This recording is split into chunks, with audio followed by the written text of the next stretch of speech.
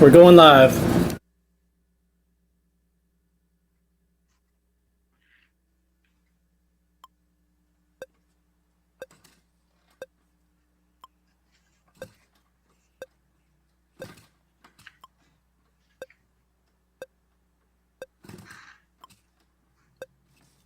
Are you live right now, Jordan? We're live. Okay.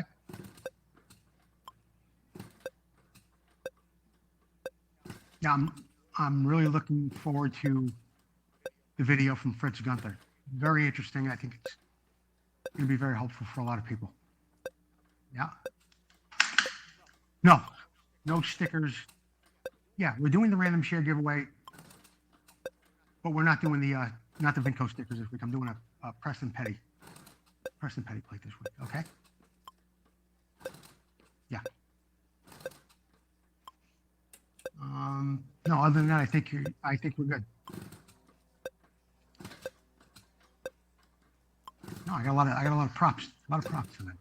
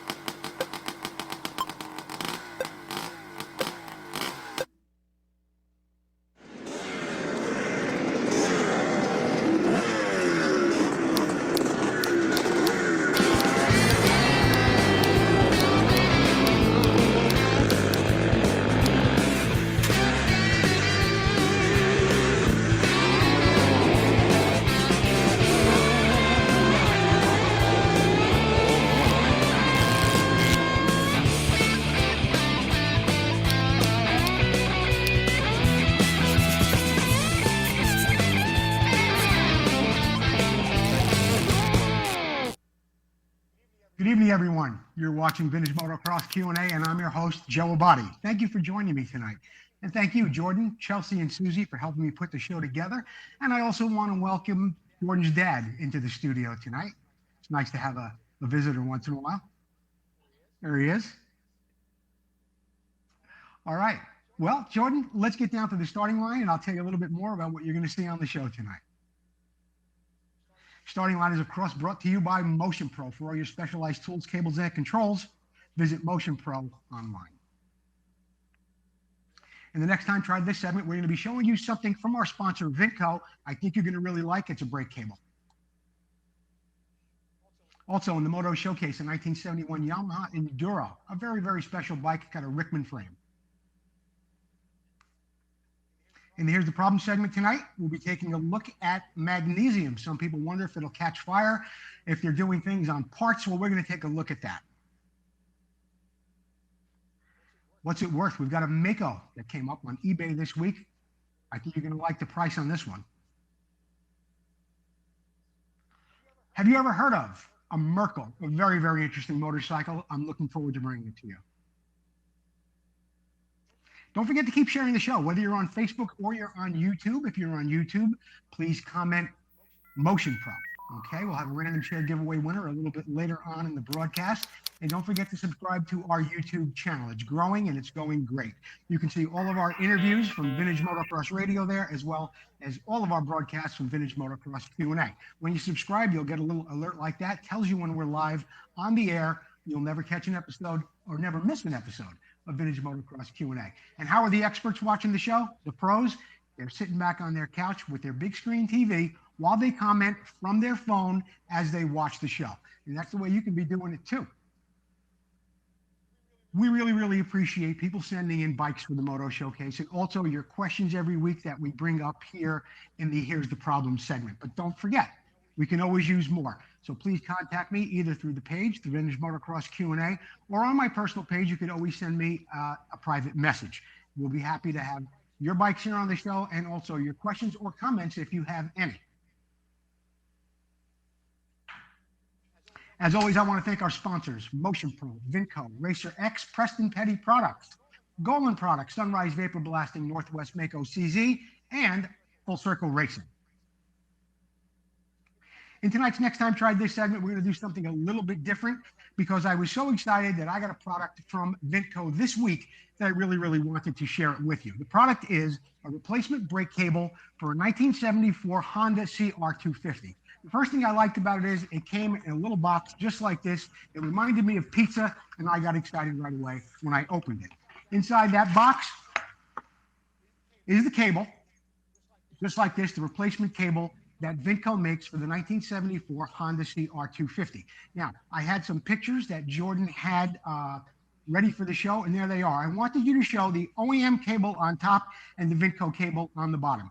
The fittings and how it all looks is very, very close. In fact, the fitting is just about identical to the original equipment manufacturer, okay, from the one you get from Vinco. In the next picture, I'd like to point out that the back, the same thing again. The fitting is perfect, and when you go to put it on to the hub of the bike at the back, it fits in there just perfectly when you go to put it on, okay? So there it is, fits perfectly just like that into the back, and it also fits into the frame just like you would expect it to fit. The only difference, Jordan, if you could go back to the first slide, the only difference really is that on the Vinco cable, the second slide, Jordan, where it shows both cables. There you go. The OEM cable has a little red piece of plastic right there between the fitting and the black sheath that's on the cable. What I would recommend doing, okay, is taking that cable, taking the Vinco cable, and just masking it off here, and leaving a 7mm space on that sheath that goes over the Vinco cable. Get yourself some red dye, not paint, red spray dye or red dye that you can put on with a brush. And if you go around there, you'll have that little red line, that little red mark that does come on the OEM cable. It looks just like this, okay?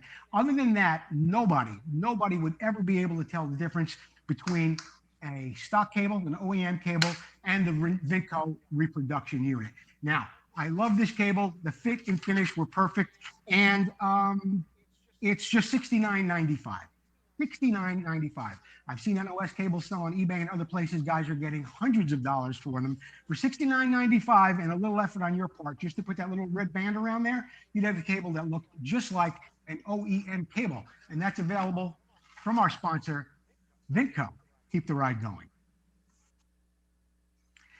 The Vinco special this week, OSA chain guides, just $39.95. This is a direct replacement for the chain guide on your OSA.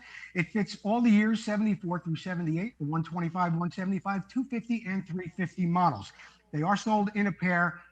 It's a direct OEM fitment. You're not going to have any problem with it at all. It's also plated and it's corrosion resistant. So $39.95, the Vinco chain guide for the OSA, 74 through 78. Vinco, keep the ride going. In the Moto Showcase tonight, which is sponsored by Preston Petty Products. We'll tell you a little bit more about a special they have going on a little bit later. The Moto Showcase tonight, we have a bike that was sent in by Paul Knudsen. It's a 1971 Rickman Yamaha 360. Very, very special bike. I'm going to read to you about it while Jordan goes through the slides. Joe, this motorcycle is a 71 Rickman Yamaha, one of only 32 made. The original owner purpose-built this Rickman motocrosser as an enduro bike in 1971. He installed a then just released RT2 360 reed valve engine. The rolling chassis is a Rickman MK4 for the Yamaha engine, and it was purchased through Steens in Alhambra, California. He also got the Sirianni forks and the larger gas tank from them as well. The bike was last raced in 1974 at the Hungry Creek Enduro and was literally put away wet 45 years ago. Rickman Yamaha being essentially a kit dirt bike, each owner had to finish the bike himself. Because of this, there was no baseline for a true restoration.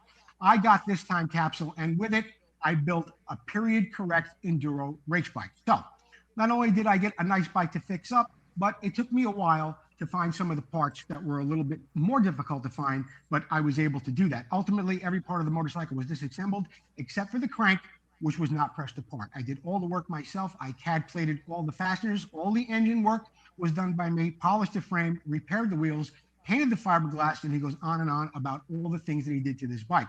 It does have gas Girlings. It did have gas Girling shocks. They were thrashed. I replaced them with thermal flows. Both wheels were disassembled. The casting ribs were machined off the hubs. The hubs were polished. The rims were polished. Then I assembled everything with Buchanan spokes. While striving for a period correct build, I was able to locate and buy an NOS 71 Florida license plate. Yes, this bike is titled and tagged.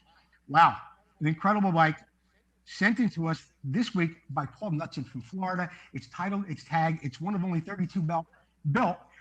And from what I understand, Paul tried to track down all the 32 that were manufactured. And he said, so far, they've only been able to come up with 7 bikes. Paul Knutson, I want to thank you for sending that bike into us. Send me your address. I'll get you a special gift compliments of Vintage Motocross Q&A. Preston Petty's got a great special going on this week over in their bundle section of their page. They've got an MX front and rear fender and a Preston Petty jersey, just $129.95. Visit them at PrestonPettyProducts.com. They've got a lot of specials there and a lot of little bundle packages too. Fenders with jerseys, fenders with grips, fenders with like 3 number plates, all discounted off of the parts if you bought them separately. Preston Petty Products. Visit them today. And here's the problem segment, which is brought to you by Motion Pro. Jordan, what's the first question we got tonight? Bill Wright, I need brake shoes for my vintage bike. I can't find a new set. Is there anyone relining old shoes? Bill Wright, I wish you had told me what bike you were looking for brake shoes for. I might have been able to help you out, but I'm still going to help you out and probably a lot of other people too who may be in a similar situation where they can't find replacement, either OEM or aftermarket new brake shoes for their bike. I did a little research and here's what I came up with. There's a place called Industrial Brake and Clutch. They're in Seminole, Florida. All their information is right here on this slide, including their website and phone number. If you don't catch it during this broadcast, you can always drop me a message and I'll make sure you get the information. But if you go on the Industrial Brake and Clutch website, I saw where they were actually relining shoes for vintage bikes. Check that out. Let me know if you're not getting this information right here. And also, Bill, if you send me the make and model of your bike, I'll do my best to try and locate a place that maybe sells brakes for your bike. But thanks for the question, and I hope help some other people along the way with that question from Bill Wright. Jordan, what do we have up next? John the Fireman. Good old Johnny the Fireman. Is it dangerous to remove studs from a rear hub with heat that are made of magnesium? I understand magnesium is extremely flammable. Magnesium is extremely flammable. In fact, you probably recently saw some magnesium burning near your house around the 4th of July. Little magnesium shards are put into sparklers and they do catch fire very easy and they give off a beautiful little sparkle just like this. However, on the rear hub of a bike, you're not going to have that problem. First, I'd like to say this. I'm thinking that you don't have a magnesium hub on the back of your bike. It's the only off-road or motocross bike that I can think of with a magnesium hub is a 77 Mako OW. It was a 1-year thing, and they had some problems with them. There was never another magnesium hub that I've heard of on that bike. But that aside, what you should do is get yourself a stud extractor like you see here in the picture. You can get yourself a whole set. They come in different sizes, in metric, and if you heat up the hub a little bit with a little MAP gas, you'll wind up spinning that stud out without a problem. Now, in answer to your question, again, about the magnesium hub. Magnesium doesn't catch fire that quickly, not in a big piece like that. And what happens is it'll catch fire like we saw on the sparkler just a little bit ago on that slide. I talked to Fritz Gunther about this, who welds magnesium all the time. He does it with a TIG welder. Nothing gets much hotter than a TIG. He said he's often used that to remove studs or do certain things with acetylene as well. And he's never had a problem with a block or a big piece of magnesium, like on a side cover or a clutch cover, ever catching fire. When it's in small pieces, shavings from like a drill press or something you may be grinding, yes, it will catch fire. But on a bigger piece with something like a torch, you're not going to have a problem with that. Steve Schultz. I love the look of my unpainted pipe, but the constant cleaning of the rust is so annoying. Can you suggest something that might last a bit longer than a week? I can. You could, of course, paint the pipe, but you don't want to do that. You like the bare look of the pipe, the original look. What you can do is take the pipe off the bike, clean it down really, really well with some pre-cleaner, like an acetone. Get it really, really good and clean. Then you can use VHT high heat clear. Put a couple of coats of that on it, and it's going to keep it looking nice for a while, probably at least a month. I mean, when you ride it, when it gets muddy, when you wash it, when you go to take stuff off, it may scratch up a little bit, and you may have to hit it again. But with that VHT high heat clear, it's going to last a whole lot longer than if you just hit it every week with WD-40 and a Scotch-Brite pad or steel wool, and you're always going to have that problem with a little bit of rust coming back. But that is one way to resolve that problem. VHT, clear high heat engine paint. Jeff Kokoski, I really appreciate you getting back to me with this. This was something that we had on the show a couple of weeks ago. Maybe it was even a couple of months ago. But Jeff writes, Joe, I use your tip for using spray paint to attach grips to my KTM bars. It worked a charm. It's true.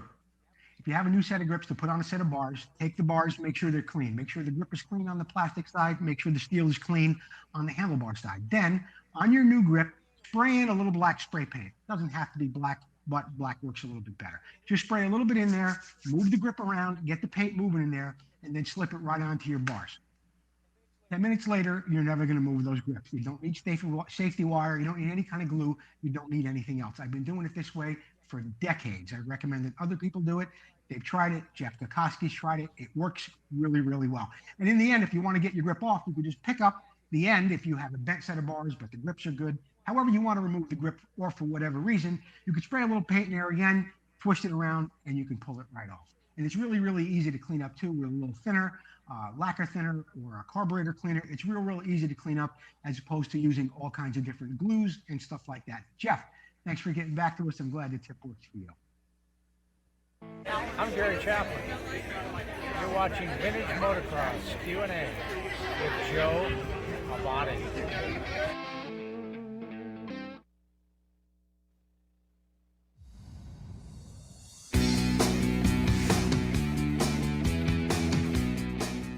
Hi, I'm Jeff with Motion Pro, here to introduce you to the Pro Funnel today. Now the Pro Funnel is a very versatile funnel that makes maintenance tasks on your motorcycle easier, cleaner, and more efficient. Now as an overview, the Pro Funnel has a 1 liter capacity with clear graduation marks listed in ounces, cc's, as well as all the common premix ratios used for two-strokes in the power sports industry. Now diving into the key features of the Pro Funnel, first you have this integrated shutoff valve, which allows you to shut off or meter out the flow of fluid. This ball joint and extended spout allows you to get into tight areas. A powerful magnetic strip is convenient for storage on your toolbox or workbench. And this removable lid keeps dirt and debris out of the funnel. The Pro Funnel has a retail price of $32.99 and can be found at your preferred dealer nationwide, so go get yours today.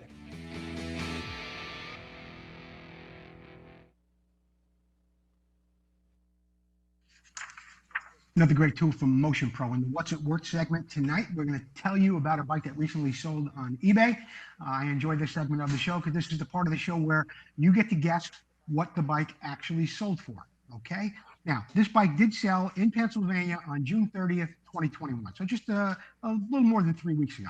Here's what it said in the listing. It's a 73 Mako 250. New fork seals, new wheel bearings, new air filter, new front brake cable, new tires, runs and shifts through all the gears. It's being sold as is. This is a great restoration project. Now, the first thing that I noticed was that I don't think this bike is a 1973. The way those side panels are mounted onto the bike, I think it's more of a 1975. And with the swing arm being in the configuration that it is, I think somebody took a 72 or 73 swing arm and put it on a 1975 bike to make it vintage legal. And there was something else, with the side panels. The frame, I think, is a 75. Oh, and the engine. He had in here that the engine's number was M321. M321 does not come up as a 1975 engine. I believe this is actually a 1976 close ratio 250 engine. Somebody along the way took this bike and made it on the legal, vintage legal. They changed the swing arm and they made it look like a bike that would be vintage legal. So the bike did sell, and there was a video of it running on YouTube. Now, how much did the bike sell for? $3,000, $3,500, $4,000. A running 250 Mako 75. How much did it sell for? $2,175. This bike was a diamond in the rough. It ran, had a lot of new little parts on it. Yeah, it could use some shocks. Maybe the engine paint made it look a little different than it should, But for $21.75, I thought that was a screaming deal. Who got closest with that price tonight? I'll take a look and find out a little bit later on in the show. $21.75, 75 Mako in 73 trim, in my opinion. The Vintage Motocross Buyers and Sellers Price Guide page is in its 6th year. I started this page and there are over 16,000 members in there now. What happens there is people list their bikes not for sale, but to discuss the value. So if you're selling a bike and you want to know what it's worth or what the market is going to bear, post it there. You'll get some really, really intelligent answers. And in turn, if you have a bike that you want to sell or that you're going to buy rather, you have a bike that you're going to buy, you can post pictures of it there with the asking price from the seller, and you'll get some real, real good feedback. There are dozens and dozens of albums with hundreds of bikes that have sold at auction and in private sales. So get over to the Vintage Motocross Buyers and Sellers Price Guide page, become a member, and you can discuss what your bike is worth there. Have you ever heard of, this is brought to you by Sunrise Vapor Blasting. I'm going to be telling you a little bit more about Mark Farriester and Sunrise Vapor Blasting in just a moment. But right now, have you ever heard of a Merkel? A Merkel.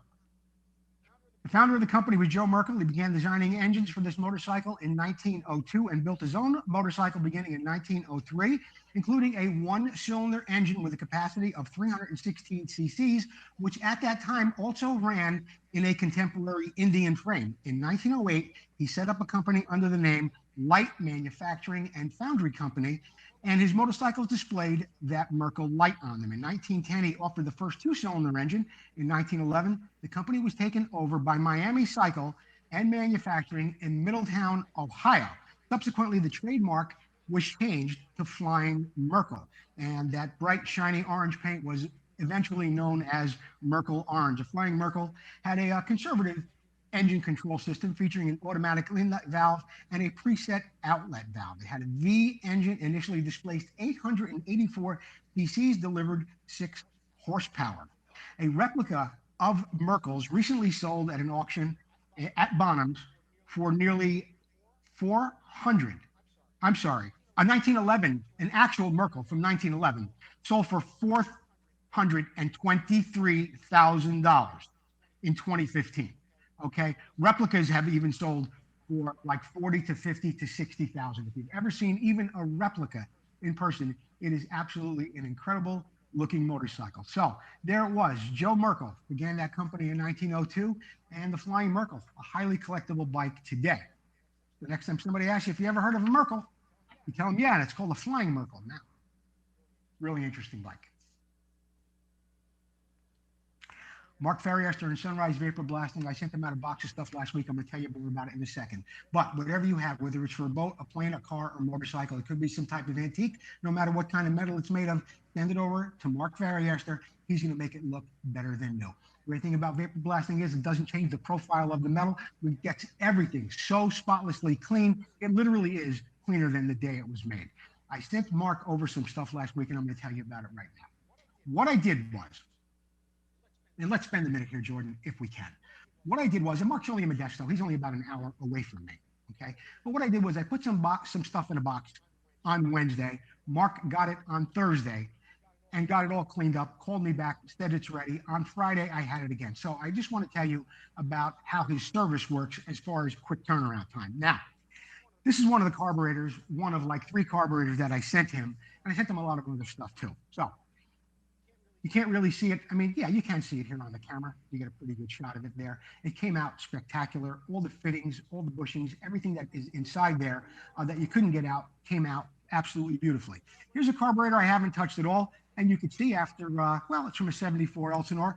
You can see what Mark Farriester can do with that vapor blaster and how we'll make a carburetor like this look like this, okay? And he does it quick, and he does it at an exceptionally reasonable rate.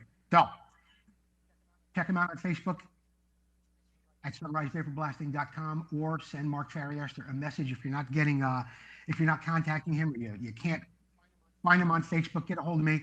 I'll tell you how to get a hold of Mark Farriester. Great prices, incredible turnaround time, and the finish on the part that he sent me back was absolutely incredible. Sunrise Vapor Blasting. The expansion chamber tonight, we've got a great little video that was sent in to us by Fritz Gunter. A little bit earlier in the show, we were talking about magnesium and aluminum and whether magnesium burns or not. Well, how do you know if you have magnesium or aluminum on a clutch cover or a side cover? Watch this. Rich Gunther's going to tell you how you can find out.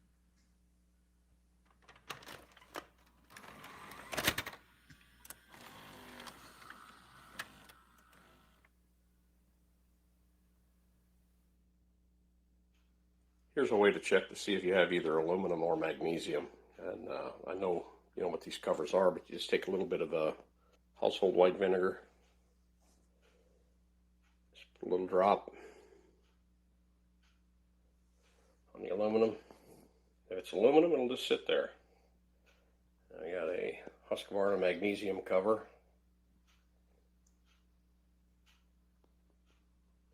You see the foam up reacts to it.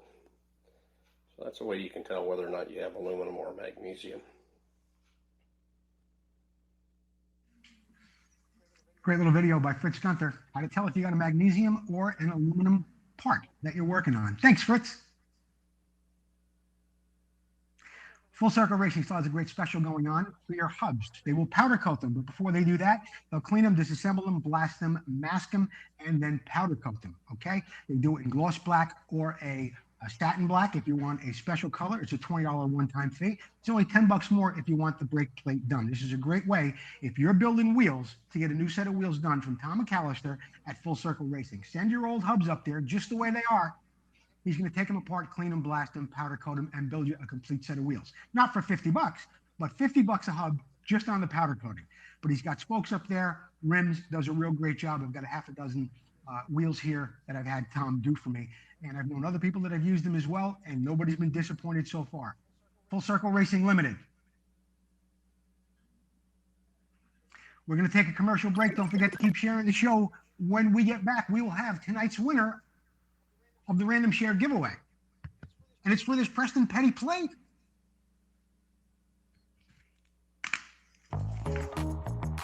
Classic and vintage dirt bikes are more than a hobby.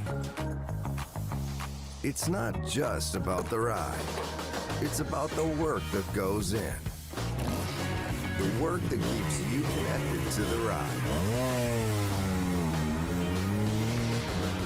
It's about bringing the bike back to life and doing it with your own hands. It's about the adrenaline and adventure. And when it comes to putting all the pieces together, only Vinco knows the bikes and parts the way you do. Vinco, keep the ride going.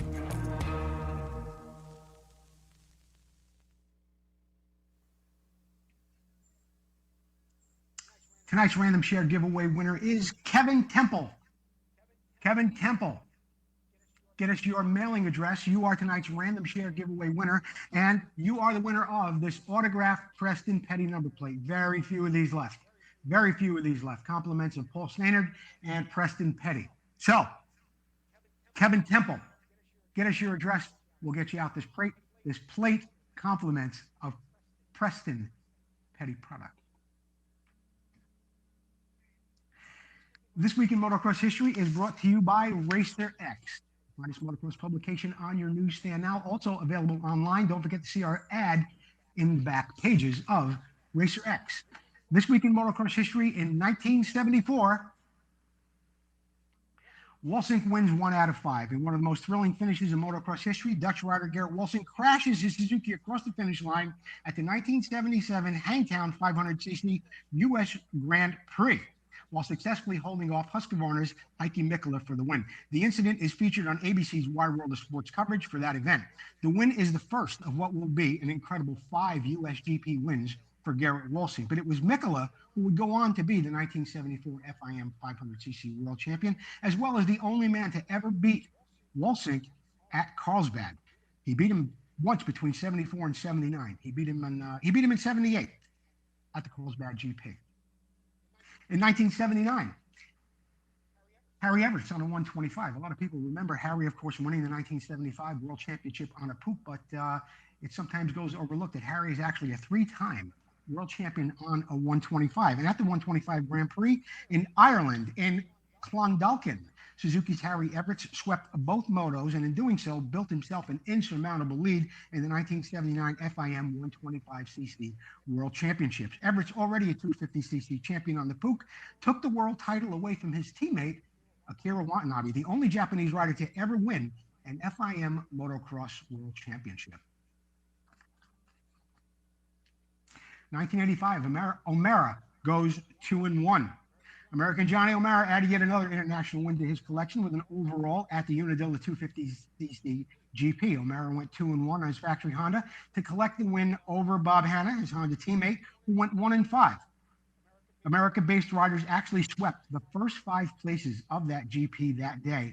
And there were some crowd favorites there in that running, including Jojo Keller, Mark Barnett, and Rick Johnson. The top European was defending world champion Heinz Kinnegatter, who went 6-6 that day and finished 6th overall. But O'Mara took first with 4 American riders behind him.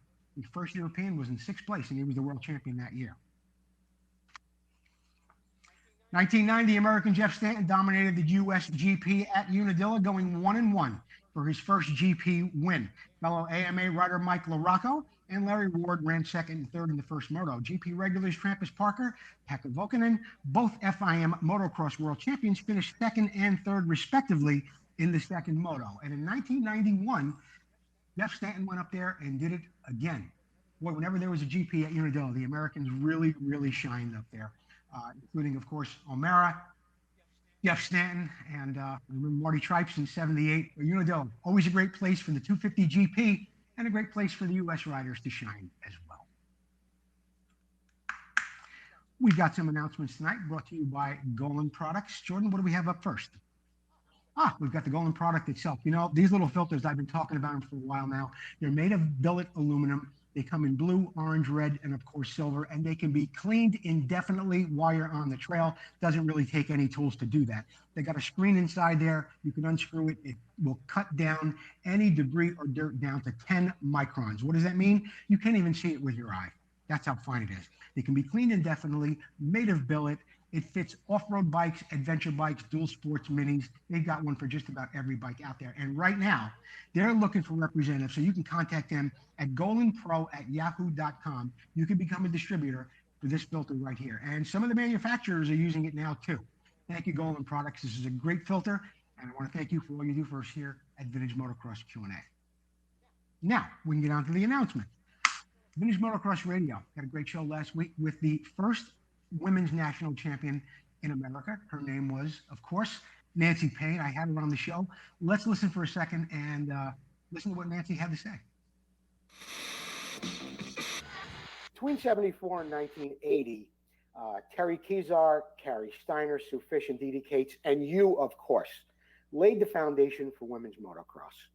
There's been a national championship, a world championship, AMA, California State, and a host of other nationally and world recognized women championships every year, except 1982, including 2020. Are you happy with the progress of women being recognized in motocross? Is there more to do? If so, what would you like to see be done? Well, I'm happy. I mean, I don't know because I'm not down there with them all the time how they're treated and what's going on. But, you know, I know Sue, she was like the first one that I knew of that got out there and, you know, got the sponsorships and the recognition and went out and did so many things and raced so many places and raced against the expert men. Mm-hmm. So whatever itty bitty part I did, I'm happy about. And I'm, like I said, I'm glad that women, the Nationals brought girls from all over the country. I met a really sweet girl from Texas who actually let me ride her bike one Sunday before the race because mine was broken or something. Mm-hmm. I mean, it was so nice to get them to see that you can do this. And the guys to say, hey, this is pretty cool. Yeah. I think they can do this. And to get better and better and for the national championship to keep going and going, I'm just super thrilled about it. Good. Super thrilled. To listen to the entire interview with Nancy Payne, go to Vintage Motocross Radio, and you can listen to that interview and about 49 other interviews I've done there too. Now, tomorrow night at a special time, 6 p.m. Pacific Standard Time. My guest will be Todd Huffman.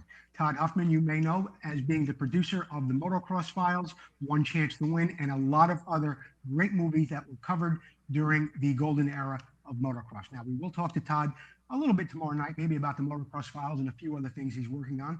But the primary reason why I'm having him come in is because we're going to learn more about the digitally remastered, re-release of On Any Sunday, which celebrates its 50th anniversary this year. And you're going to be able to see that in theaters. We're going to tell you where it's going to be shown. Now, we'll also be talking about another project of Todd that he's been working on for years. It is the Carlsbad Monument. Of course, Carlsbad Raceway, everyone knows about it, everything that happened there, not only from motocross, but from drag racing as well. And Todd has been working diligently on putting this together to make a monument there very, very close to the property. We'll talk to him more about that tomorrow night at 6 p.m. on Vintage Motocross Radio. Todd Huffman, looking forward to talking to him. Sad news out of England last week. I did miss it. Unfortunately, it happened on July 3rd, but Derek Rickman passed away after a short illness with cancer. The Rickman brothers, of course, were instrumental in building some of the most incredible motorcycles that we have ever seen, especially today when it comes to vintage motocross bikes. They were just an incredible team, both Derek and Don Rickman, and they were on a Motocross the Nations team together like 5 times, 59, 60, 63, 64, and 66. Don was also on the winning Motocross the Nations team with him in 63 and in 64. Our condolences go out to the Rickman family. And again, I missed it last week. I could have had it on the air, but Rickman did die on July 3rd.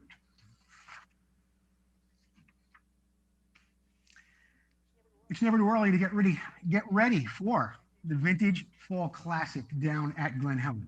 Okay, Scott Burnworth puts this on every year. It's on October 16th this year, and it's got all sorts of classes. He usually gets a lot of people that put up a lot of prizes. They give away a lot of great stuff there. I know at the one that they do in the spring, and also being this is the second one, I remember last fall there were a lot of prizes given away there as well. There's also the second running of the Marty Smith Memorial Cup. So make your plans to join Scott Burnworth and everyone there at the SoCal Vintage the Next Classic. If you're looking to do something a little bit sooner, you can go out to Mid-Ohio, July 23rd through the 25th. That's in a couple of weeks. That's at the Mid-Ohio Sports Car Course in Lexington, Ohio. If you've never been to Mid-Ohio and you're a vintage motorcycle enthusiast, you got to get out there. And you need at least 2 days. It's just acres and acres of fields covered with parts, different motorcycles. It's something that really, really should not be missed. Guaranteed you're going to find something you're looking for, and you'll probably find some things and go home with something that you weren't even looking for at AMA Motorcycle Days, July 23rd through 25th. The Pacific Northwest Vintage Motocross Riders have a nice event coming up. That is on Saturday, July 31st, and that's in Ward's Creek at Raymond, Washington. Now, the Pacific Northwest Riders will be putting their club together. That's in Saturday's race. It will be an ARMA event on Sunday. But either way, it's a 2-day event, July 31st and August 1st.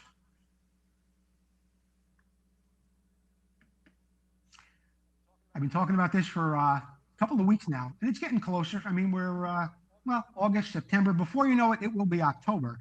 And the Field of Dreams will be hosting a 3-day event along with ARMA and American Classic Racing.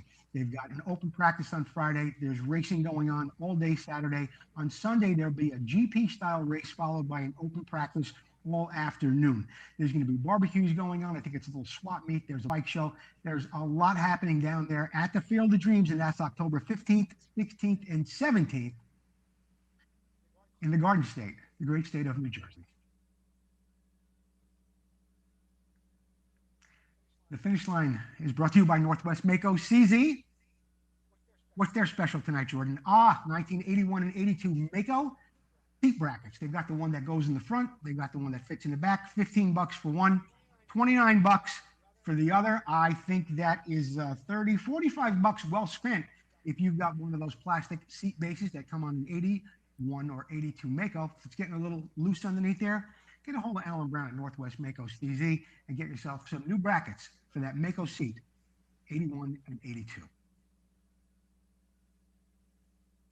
Vintage Motocross Q&A. T-shirts and hoodies are still available. The T-shirts are only $19.99. The hoodies are just a couple of bucks more. You can follow the link in the show description. It'll take you right over there. You can order them right from there. It gets delivered right to your house. Just $19.99 for the T-shirts. They come in gray and they come in white. Get them while they last. Vintage Motocross Q&A sponsorship opportunities are still available. Okay, some of our sponsors that we talk about every week here on the show, whether it's Vinco, Motion Pro, Full Circle Racing, some of us have been with us for well over a year now. Okay, I think Vinco has been on the longest, but either way, they're all seeing results and they're renewing their sponsorship with us, and you can get involved in this too. It's not as expensive as you think. Get a hold of me. We'll talk about your budget and we'll figure out a way to get you on the show the same way we get either Preston Petty products or Sunrise Vapor Blasting and some of the other guys too. Yeah, we got some of the big guys going, Vinco, Motion Pro, but we've got something that we could fit. We're special for you. It's going to fit your budget and you're going to see results from it. And I'll tell you something else. We've been keeping track of how the show grows every week since the beginning. And it took a little while to get traction, but we were getting better and getting better. And every week or so, you hear me say that we get an average of 20,000 people a week. Last week, we hit over 28,000 people.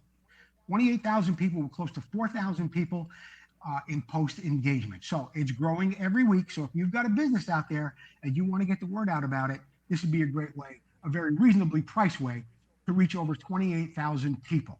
Okay, I want to thank everybody out there who shares the show while we're doing it live and while we, of course, after we do it, the show still runs and they share it then too.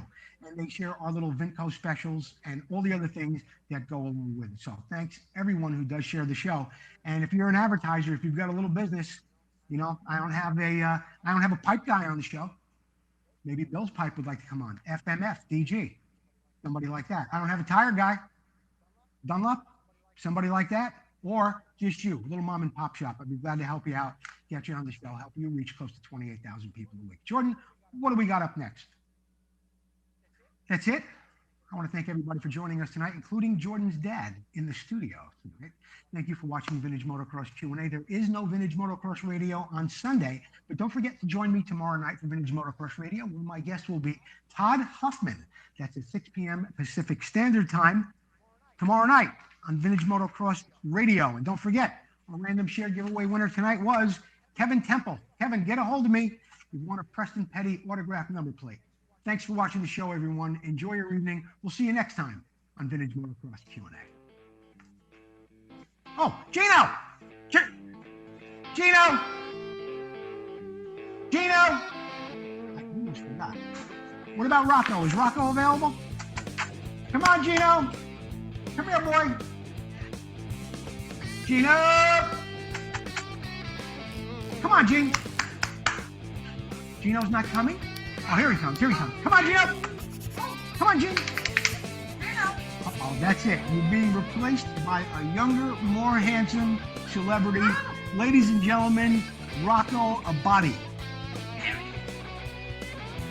All right, there's my voice.